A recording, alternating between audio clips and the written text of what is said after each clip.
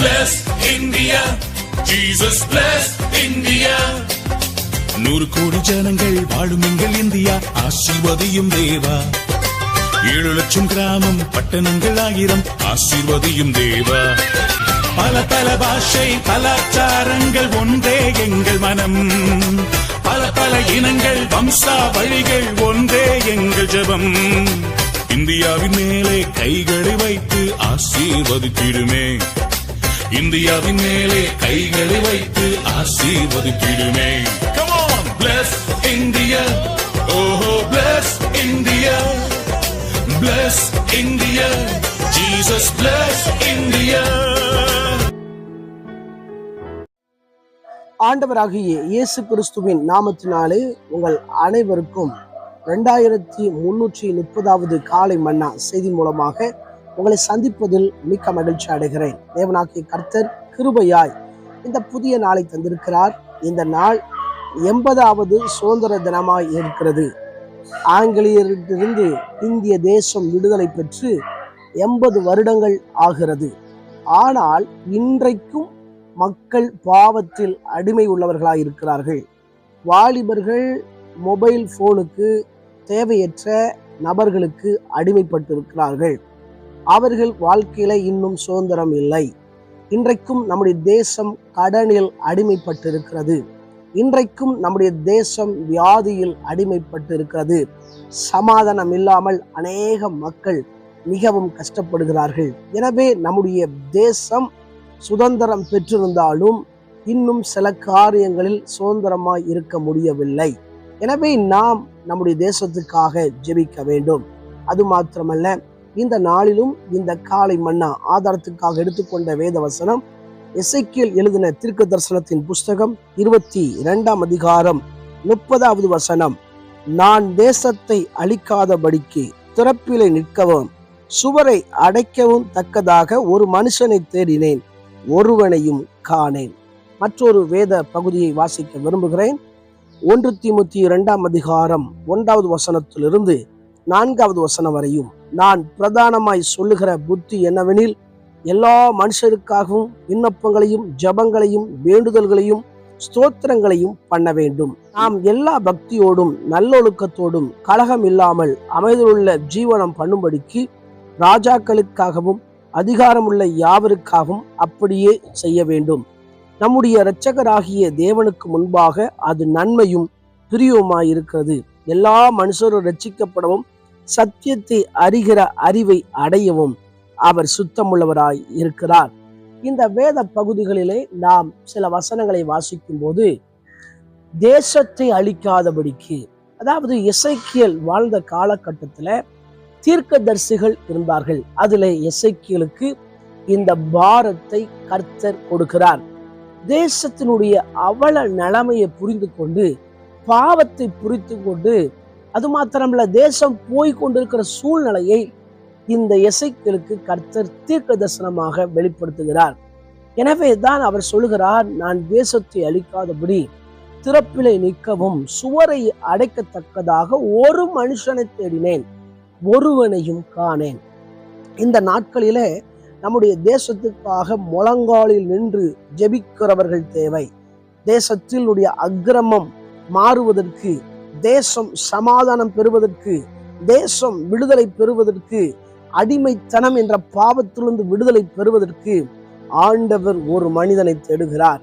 அந்த மனிதன் தேவனுக்கும் மனிதர்களுக்கும் மத்தியஸ்தராய் முழங்கால் படியிட்டு ஜெபிக்கிறவர்களை தேடுகிறார். அது நீங்கள் தான் என்று இந்த காலை மன்னா செய்தியில் ஒரு நற்செய்தி சொல்லுகிறேன். நீங்களும் நானும், நாம் வாழ்கிற கிராமம், நாம் வாழ்கிற பட்டணம், நம்முடைய குடும்ப அங்கத்தினர்கள் இன்றைக்கும் இயேசுவை அதிகமாக அறியும்படியாக முழங்காலில் நிற்க வேண்டும். இதைத்தான் இந்த தீமோத்தேயு பகுதியில் அவர் சொல்கிறார். எல்லா மனுஷரும் ரட்சிக்கப்பட வேண்டும், எல்லா மனுஷரும் சத்தியத்தை அறிய வேண்டும். இதுதான் இன்றைய நாட்களில் அவருடைய விருப்பமாக இருக்கிறது. எனவே உங்கள் வாழ்க்கையில நீங்கள் அர்ப்பணிக்க வேண்டும்.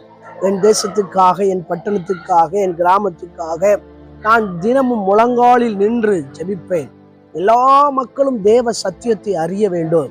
பரலோக ராஜ்யம் வருவதற்கு தன்னை ஆயத்தப்படுத்திக் கொள்ள வேண்டும் என்பதற்காக நீங்களும் நானும் முழங்காலில் நிற்க வேண்டும். சுவரை அடைக்கத்தக்கதாக ஒரு மனிதனாய் நீங்கள் காணப்பட வேண்டும். நம்முடைய வாழ்ந்து கொண்டிருக்கிற இன்றைய நாட்களில் ஏராளமானவர் நரகத்தை நோக்கி போய் கொண்டிருப்பது நமக்கு தெரிந்தது ஒன்றே. சில மக்களை பார்க்கும்போது இவர்கள் மனம் திரும்ப மாட்டார்கள் என்ற எண்ணங்கள் உண்டாகிறது. அப்படி அல்ல.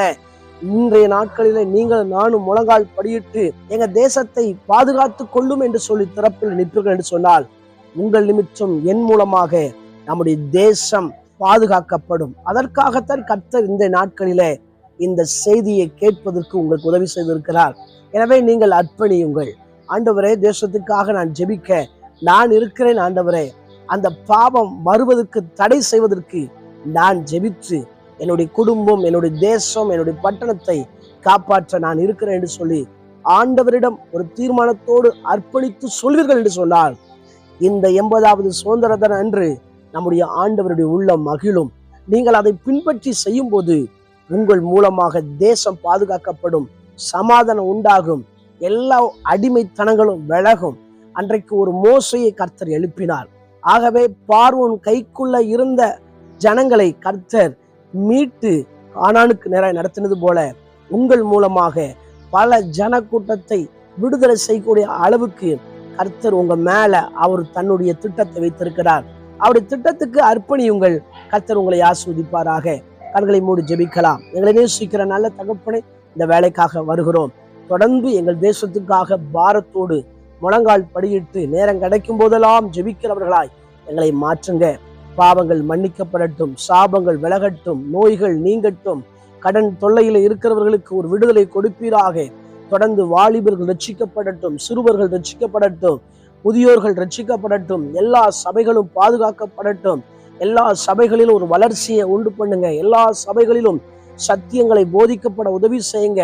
தேவனுடைய ஊழியத்தை செய்கிற எல்லா ஊழியர்களையும் கர்த்தர் ஆளுகை செய்வீராக.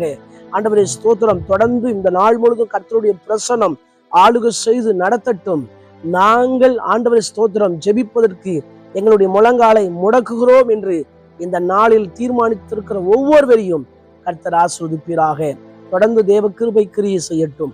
இயேசுவின் மூலம் ஜெபம் கேளும் ஜெயவனுள்ள நல்ல பிதாவே, ஆமென். ஆண்டவர் சித்தமானால் மீண்டும் நாளை ஆராதனை செய்து வழியை சந்திக்கிறேன். அதுவரை தேவ கிருபை தாங்குவதாக. மாரநாதா, இயேசு வருகிறார். ஆயத்தமாகவும் மனிதரை ஆயத்தப்படுத்துவோம். ஆமென். அல்லேலூயா. Praise the Lord.